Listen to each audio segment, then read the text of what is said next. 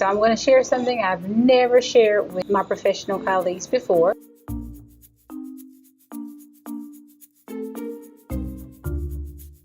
think no matter what you call it, whether it's PBIS, whatever you tag it, it's really about us building a relationship with our kids.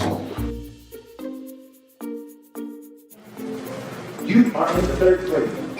You ought to know how to behave. Or do any of us know anybody that's an adult that struggles or cannot read? Any of them? Raise your hand. Okay, right now, all right. Using that logic, that age is the determining factor for skill development. An 80-year-old man ought to know how to read because he's 80 years old. But I know several old men that can't read. You know why? Because there was no inner what? Vision. Just like we have an expectation that they should learn to read, they should learn to do math. We don't expect them to come to school with those skills in reading and math already, but we do expect them to come to school with basic skills on how to behave. Okay, so I'm going to share something I've never shared with my professional colleagues before. This is not easy. Just give me a moment. It's going to be a little difficult. When I was in grade school, I was a problem child. Don't judge me.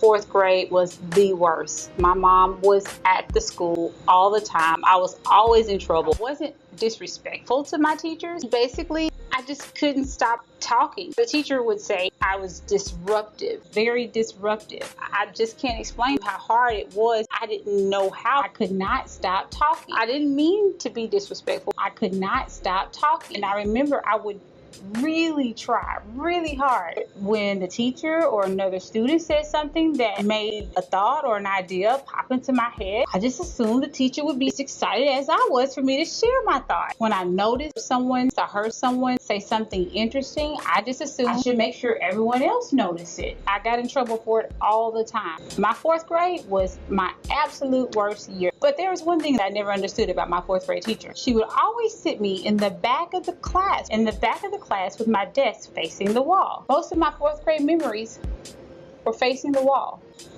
in the back of the class. Not even joking. Needless to say, that was my very worst academic year, K-12. My fourth grade year, academically, I was always in the back of the class facing the wall.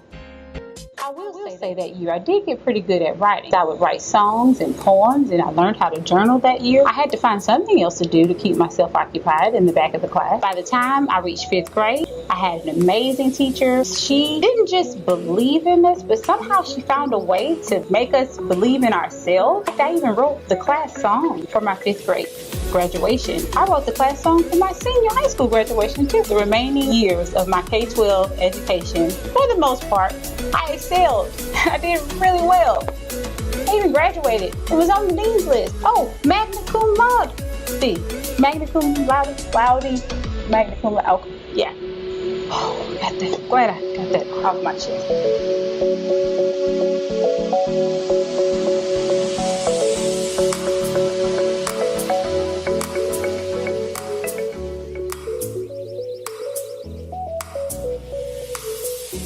Engagement and being a part of the learning is huge. And how can you be engaged in learning if you're not face-on with where the learning is taking place? We use our groupings, our cooperative groupings. I mean, that's awesome. That enhances learning in a lot of ways. But when we are giving direct instruction, our students need to be knees and toes towards us. You just watch adults even. Right. You're not going to sit this way for long because it becomes very uncomfortable. But especially if you're challenged with attention deficit or hyperactivity, and if you're the oppositional defiant child, you're going to be doing the opposite anyway.